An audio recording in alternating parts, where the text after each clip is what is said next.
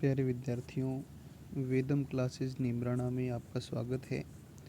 और भारत भूगोल का आज आप जो टॉपिक डिस्कस करने जा रहे हैं, ये टॉपिक है भारत का भूगोल। प्यारे विद्यार्थियों, मैं अमित कुमार जहांगीर सर आपका एक बार पुनः वेदम परिवार की ओर से स्वागत करता हूँ। इस टेस्ट सीरीज़ में कृषि आपका आज टॉपिक रहेगा और बिना समय खराब किए हम इसको स्टार्ट करते हैं, जिसमें पहला ही प्रश्न आपके सामने है। खाद्य फसलों में ये शामिल हैं। ध्यान दें एक बार प्रश्न के ऊपर।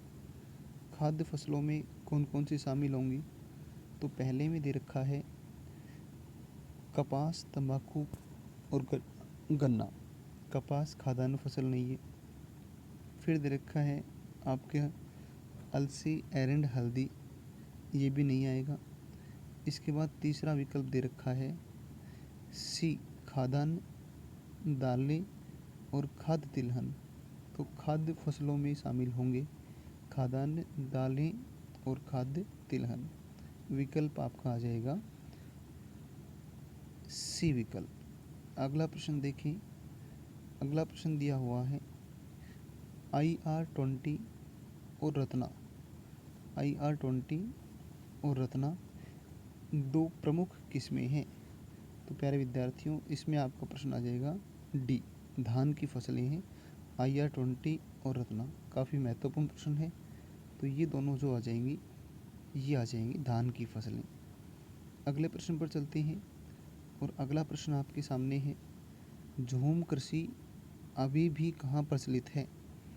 तो देखो, मिज़ोरम, नागालैंड, मणिपुर और एक विकल्प है आपका उपयुक्त सभी। तो क्योंकि झूम कृषि क्या है? स्थानांतरित जो कृषि होती है, स्थानांतरित कृषि, जिसे हम काटो जलाओ कृषि, जिसे हम बुश फैलो कृषि, जिसे हम स्लैश बर्न कृषि, जिसे हम पर्यावरण शत्रु कृषि या जिसे हम आदिम कृषि के नाम से जानते हैं, इसी स्थानांतरित कृषि को पूर्वोत्तर भारत के अंदर झूमिंग के नाम से जाना जाता है। झूमिंग के नाम से जानते हैं। और ये तीनों ही जो राज्य दे रखे हैं, ये पूर्वोत्तर भारत के हैं, मिज़ोरम, मणिपुर, नागालैंड। तो इसमें जो आपका विकल्प आएगा वो आपका विकल्प आ जाएगा, इसमें उपयुक्त सभी डी विकल्प आ जाएगा। इसके अलावा अगले प्रश्न पर बात करते हैं। अगला प्रश्न है आपके सामने, झूम कृषि खालिस्तान से संबंधित है। छत खेती से, छत के ऊपर जो जैसे सब्जियां उगाई जाती हैं। दूसरा है बी, सीढ़ीनुमा खेती से। जो पर्वतीय ढाल होते हैं, उन पर्वतीय ढालों पर अपरदन को रोकने के लिए सीढ़ीनुमा या समोच्च कृषि की जाती है। तीसरा विकल्प है आपके सामने स्थानांतरण कृषि से। और चौथा विकल्प है आपका जामुन की खेती से। तो झूम का जो संबंध है, अभी हम पीछे पढ़कर आए हैं। झूम क्या है? तो पूर्वोत्तर भारत में की जाने वाली कृषि को ही हम पूर्वोत्तर भारत में की जाने वाली स्थानांतरित कृषि को ही झूम के नाम से जानते हैं। इस बात को आप नोट कर लें। बहुत अच्छा प्रश्न मैं आपको चर्चा करने जा रहा हूँ कि जो स्थानांतरित कृषि है, इसे दक्षिण भारत के केरल और तमिलनाडु राज्यों में कुमारी के नाम से जानते हैं। अगले प्रश्न की ओर चलते हैं। अगला प्रश्न है आपका, वाणिज्यिक स्तर पर रबड़ का उत्पादन भारत के निम्नलिखित में से किस राज्य समूह में होता है? प्यारे विद्यार्थियों, बात कर रहे हैं रबड़ उत्पादन की। देखो, आपको कक्षा के अंदर जब नदियाँ पढ़ाई गई थी, तो इसमें हमने चर्चा कर ली थी इसकी कि एक नदी है जिसका नाम है पेरियार, केरल में। और अंग्रेज़ों द्वारा सर्वप्रथम भारत में रबड़ के वृक्ष पेरियार नदी के किनारे लगाए गए थे, पेरियार।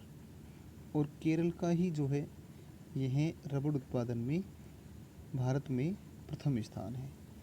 तो आपका जो विकल्प आएगा वो अब आप देख लें कौन सा आना चाहिए, केरल, तमिलनाडु और कर्नाटक। तो वाणिज्यिक स्तर पर रबड़ का उत्पादन सर्वाधिक कहाँ पर हो रहा है?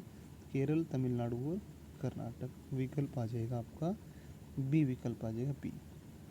आगे चलते हैं। निम्नलिखित में से किसको भारत में नकदी फसल माना गया है? नकदी फसल देखो इन ऑप्शन के अनुसार तो मक्का, चना, गेहूँ ये खाद्यान्न में शामिल की जाती हैं, और क्योंकि प्याज जो है ये प्याज आ जाएगी, नकदी फसल आ जाएगी। इसके बाद अगली बात करते हैं और आगे आप देखते हैं। तो प्रश्न है आपका कि निम्नलिखित में से कौन सी एक रोपण फसल नहीं है? मतलब रोपण का मतलब क्या है कि पौध लगाई जाती हैं, या वो इसमें आप देखते हैं तो चाय रोपण कृषि में आती है, कहवा रोपण में आती है, इनके पौध लगाए जाते हैं, ईख भी आती है, और इसमें आ जाएगा आपका रबड़। तो इसमें आपका विकल्प है सातवें का सी विकल्प है। इसके बाद बात आती है कि कुल फसल प्रतिशत के रूप में भारत में खाद्यान्न का उत्पादन है। भारत में खाद्यान्न का उत्पादन है। मान लो कि 100 क्विंटल फसल उत्पादन हुआ, जिसमें से 70% हम जो उत्पादन है वो किसका करते हैं? खाद्यान्न का करते हैं।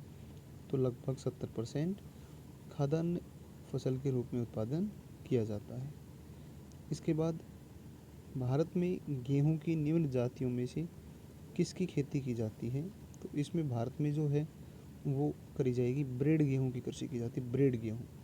ब्रेड गेहूं उगाया जाता है भारत में। अगला प्रश्न बात करते हैं। अगला प्रश्न है आपका सोपान कृषि कौन सी है? सोपान कृषि, इसमें ध्यान दें आप। सोपान जो सीढ़ीनुमा या जो समुच्च कृषि होती है, जो पहाड़ों के ढलानों पर की जाती है। तो पहाड़ों के ढलानों पर मृदा अपरदन को रोकने के लिए जो कृषि की जाती है उसे सोपान कृषि या सीढ़ीनुमा कृषि के रूप में जानते हैं।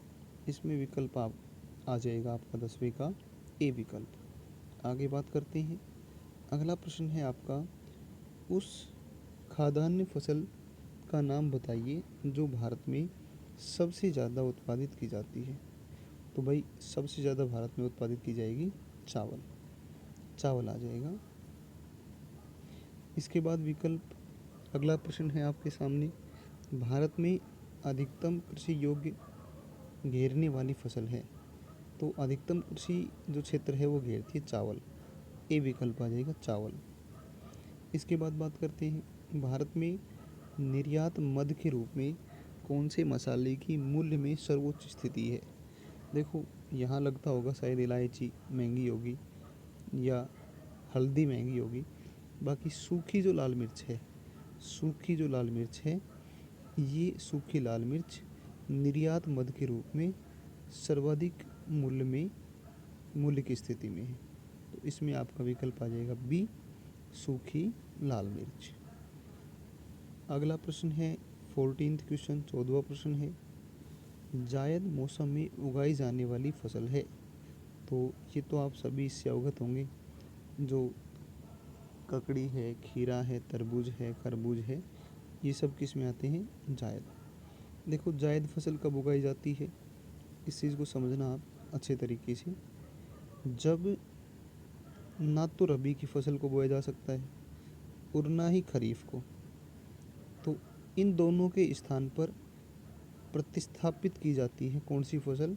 जायद फसल। फिर समझ लो, जब रबी या खरीफ दोनों में से कोई भी फसल नहीं बोई जाती है उस टाइम इनके स्थान पर जायद की फसल को क्या करी जाती है? प्रतिस्थापित की जाती है। तो ये जायद की फसल है आपकी।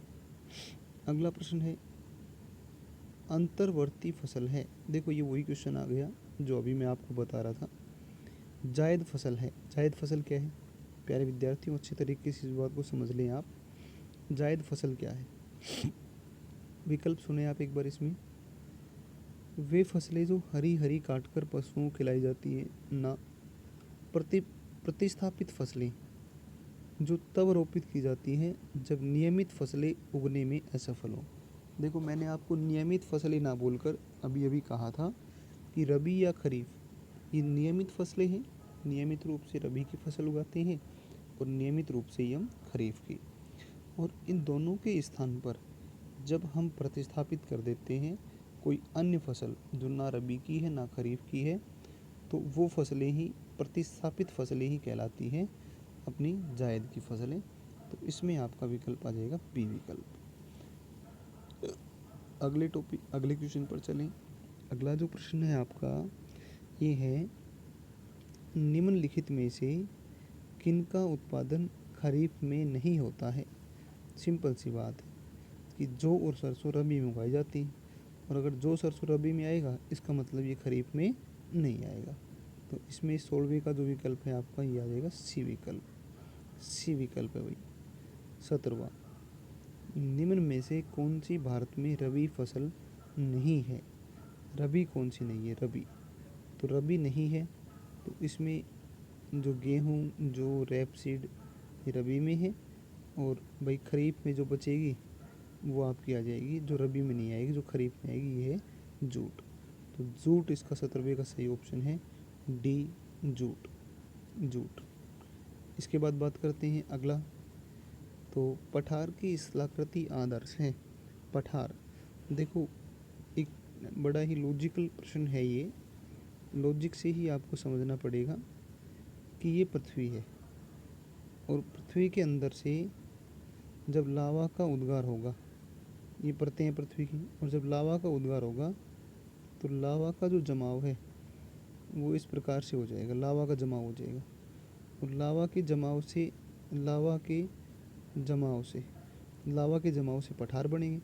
और क्योंकि लावा के जमाव से पठारों का निर्माण हुआ है, तो लावा के साथ में खनिज पदार्थ भी आते हैं, ये खनिज पदार्थ भी इन पठारों के अंदर जमा हो जाते हैं। अतः पठार की जो स्थलाकृति है वो आदर्श होती है खनन के लिए। ये ध्यान रखेंगे आप कि पठारों का निर्माण पृथ्वी के अंदर से निकले लावा के जमाव से होता है, और पृथ्वी के अंदर से जब लावा आएगा तो उसके साथ पृथ्वी के अंदर स्थित अनेकों खनिज पदार्थ बाहर आ जाते हैं और पठारों में जमा हो जाते हैं। अतः पठार की जो स्थलाकृति है वो आदर्श रहेगी, और आदर्श रहेगी खनन के लिए। आगे चलते हैं। भारत के एक ढलानदार पर्वतीय भूभाग में 200 सेमी से अधिक वार्षिक वर्षा होती है, वहाँ निम्नलिखित में से कौन सी फसल की बढ़िया खेती की जा सकती है। तो भाई पर्वतीय जो भाग है जहाँ 200 सेंटीमीटर से अधिक वर्षा होगी वहाँ पर सर्वाधिक उत्पादन किया जाता है चाय का, जिसका उदाहरण अपना पूर्वोत्तर भारत है, और जिसका उदाहरण श्रीलंका है। श्रीलंका और पूर्वोत्तर भारत, यहाँ चाय की काफ़ी बड़ी स्तर पर उत्पादन किया जाता है, और दोनों ही 200 सेंटीमीटर से अधिक वर्षा वाले क्षेत्र हैं। इसके बाद में अगर बात करें तो सरसों के बीज का सबसे अधिक उत्पादन करने वाला राज्य है, तो ये आ जाएगा राजस्थान। और राजस्थान की देखो, हालांकि राजस्थान में सर्वाधिक बाजरा उत्पादन होता है, लेकिन राजस्थान की राज्य फसल बाजरा नहीं है। राजस्थान की जो राज्य फसल है, राजस्थान की राज्य फसल कौन सी है, सरसों। सरसों उत्पादन में राजस्थान का भारत में प्रथम स्थान है। धन्यवाद विद्यार्थियों, ये आपका टॉपिक कंप्लीट हुआ। ये टॉपिक था आपका, इसकी हमने प्रैक्टिस करी कृषि के टॉपिक की। आगे अगले टॉपिक को लेकर चर्चा करेंगे। आप अपनी संस्था के चैनल को ज़्यादा से ज़्यादा सब्सक्राइब करें, ताकि घर बैठे जो ये लॉकडाउन का टाइम है इसमें आप इस ऑनलाइन शिक्षा का अधिक से अधिक लाभ उठा सकें। धन्यवाद।